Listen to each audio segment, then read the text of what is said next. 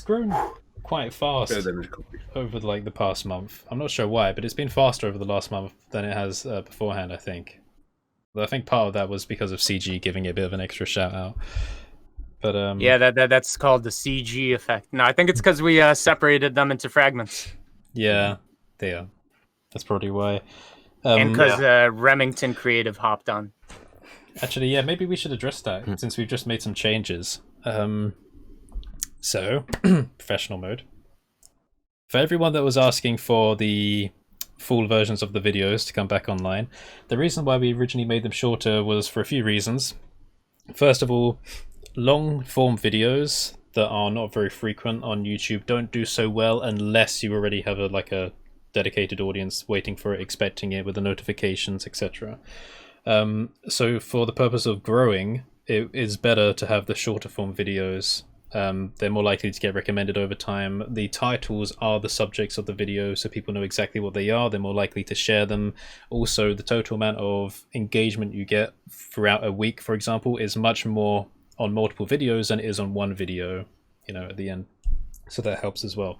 So it's one part trying to grow the channel as well.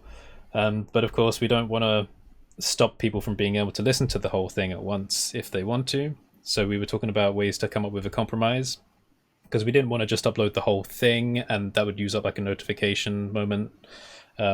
So what we said was to reduce the amount of time spent on editing and uploading the whole thing again. We would just take all the segments that we would already trim down, put them into a playlist, even if not all of them have been made public yet, and then someone can go through a link to that playlist and play them all at once. So even if specific videos haven't had their chance to be put into the notification feed, you would still be able to watch them if you wanted to listen to the whole playlist at once. So that's a new system. I think it works. A lot of people are asking on my channel who watch it. They were like, I'd rather just be able to work in Blender and just watch the full hour. And I'm the same way. Like, I don't want to watch a 5-minute podcast. I just want to listen to the whole thing. So I think it was a good move. And then you can just make them public as the days go on. Yeah.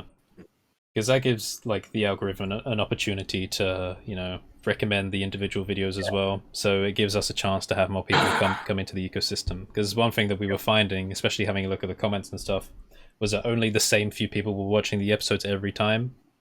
And that was going on for like, a couple of months or a few months without much growth. So this is just generally better for the platform. And it also means, like, if there's a very specific tidbit that you really liked or you felt resonated with you, you can literally just copy the link for that video and share it. You don't need to, like, find a specific time and all of this. Algorithm, man. Yeah. We're all slaves to it. I want to know, everybody, a lot of people here have they're in the game. Well, what's everybody's most, like, shameless trick they use? I want to know. I just holding mine. 4 p.m. Eastern. That's when most of my viewers watch, so that's when I upload. It works. So yeah, that's actually interesting. Does anyone else here on YouTube specifically time their videos to try and get maximum viewership? Because I don't actually. But I think it's partly because I can't be bothered. But I was just wondering how many people actually did that. I'm about kind of 9 fun. p.m. my time, which is, I think, in the middle of the night for you guys. And then it's kind of like as soon as you guys come online, that's when my viewers actually start. But I'm pretty much, my same shameless thing is just as many videos as possible. Just like Grant Abbott. Yeah. He's like smashing out 3-4 videos a week. And I went, I want to be that guy. So I started smashing out 3, 4, 5 videos a week, live streams as well. So yeah. My shameless. He is a powerhouse of content. He is. I was doing one a day for like 2 months when I started, and I quickly realized I just can't keep that up. But yeah, I mean, now I'm in a point where I'm like 2 a month or something, and I'd like to do more, but it's ebb and flow. I get busy, and then I get less busy, but yeah, it's go for it. Nobody. They keep changing the algorithm anyway, but it seems to be view velocity and watch time. Those two metrics seem to be in play. Yeah. And when the shorter videos definitely, but yeah. In terms of like shameless tactics, I don't really know if I've got shameless ones. I've done like a couple of bits of clickbait before, and they've actually ended up being the best videos, like in terms of viewership. But I hate doing that because it just makes me feel dirty.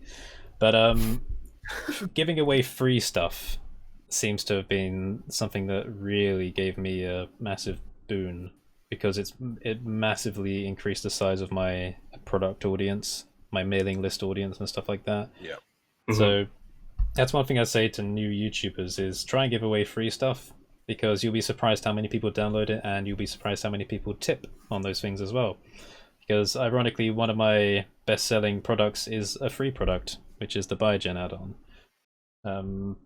I was totally blown away by that. So sometimes you can make more on a free product than you can on a low-priced product.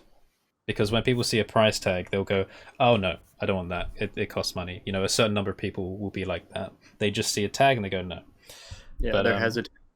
Yeah, but there's a certain number of those people that will still give you money if it was free, just like out of the goodness of their heart via a donation. So, you know, you can take advantage of that, but I never ask for money, but I do say in some of the videos, hey, you know, if you want to leave a tip, then you can do that, you know, etc. But of course, it depends on what you're sharing and whether it's interesting enough. But actually, yeah, in terms of like more techniques, I always make sure there's something to show visually, because YouTube is a lot about, you know, visual retention. So whenever I'm demonstrating even the most boring technique, I'll go over the top, making an artistic scene, making use of techniques that has nothing to do with the technique I'm talking about, but just making something that looks pretty, because they'll look at it and they'll go, wow, this looks really good, and then they'll pay attention to something that's mostly related. And the search rankings, I mean, just having a free product, you just get a ton of extra 5-star reviews from people who won't pay for it, but will at least give you a review. Yeah. So I'm sure that helps as well. I also think that there's a certain number of people where if they've downloaded so much of your stuff, when they download something new, they'll immediately give it a 5-star review before they've even had a look at it as well. I've had Yeah.